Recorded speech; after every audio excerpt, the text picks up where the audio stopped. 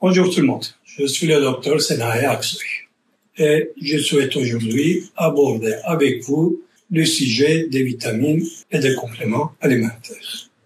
Ces produits qui ont envahi notre quotidien ces dernières années. Promesse de jeunesse éternelle, de santé de fer, voire de remède miracle contre l'infertilité. Ou faire pousser les cheveux, par exemple. Ces pilules colorées suscitent l'engouement.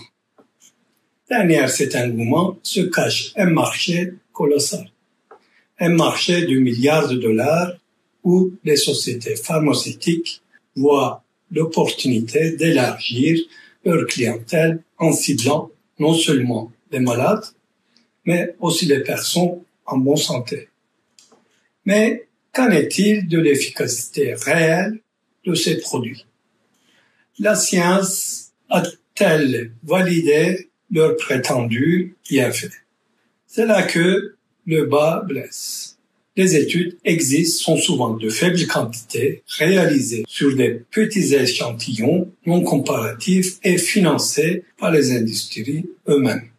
Difficile dans ces conditions de se faire une idée objective de leurs effets.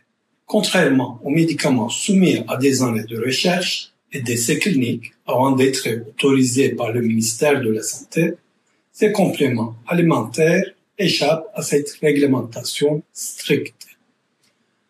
Par exemple, en Turquie, c'est le ministère de l'Agriculture qui en a la charge, ce qui facilite leur mise sur le marché. Résultat, les prix sont fixés librement par les fabricants sans aucun contrôle.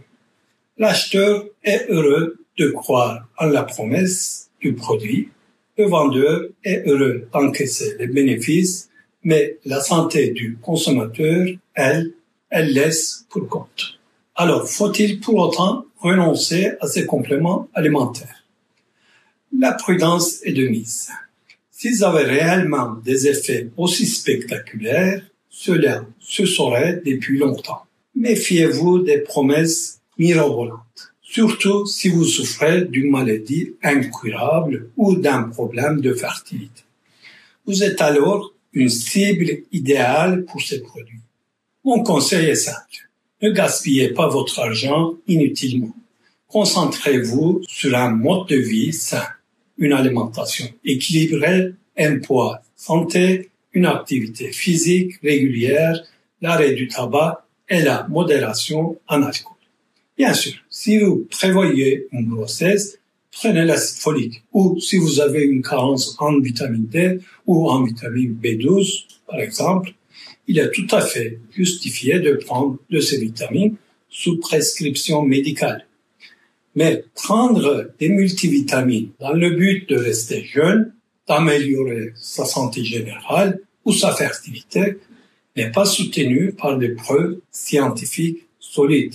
Il faut savoir, il n'existe même pas de garantie que cela soit inoffensif. Je vous donne un exemple.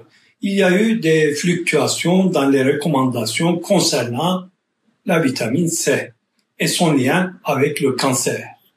Un jour, on vantait ses propriétés préventives et le lendemain, on mettait en garde contre les excès. C'est malheureusement le cas pour de nombreux produits. Les informations évaluent et il est difficile de s'y retrouver. La prudence est donc de mise. Si je faisais cette vidéo pour vanter les mérites d'un complément alimentaire, j'aurais certainement beaucoup plus de succès. Mais mon objectif est de vous parler franchement en me basant sur les données scientifiques. Je sais que quelques vidéos ne suffiront pas à changer les mentalités.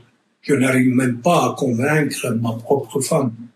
La publicité, le marketing et les émissions sur ce sujet sont tellement omniprésents qu'un simple médecin comme moi peut difficilement faire la différence. Malgré tout, je vous encourage à ne pas trop investir dans ce produit, que ce soit psychologiquement ou financièrement.